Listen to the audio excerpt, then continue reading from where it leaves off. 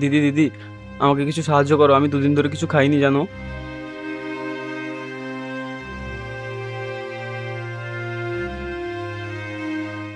তোমার এরম অবস্থা কেন? তোমার কেউ নেই? আমার বাড়িতে না কেউ নেই। আমার মা বাবা ছোটবেলায় আমাকে ডাস্টবিনে ফেলে দিয়ে চলে গেছে। তারপর আমার দিদা আমাকে নিয়ে মানুষ করে। তারপর আমার দিদাও না মারা গেছে।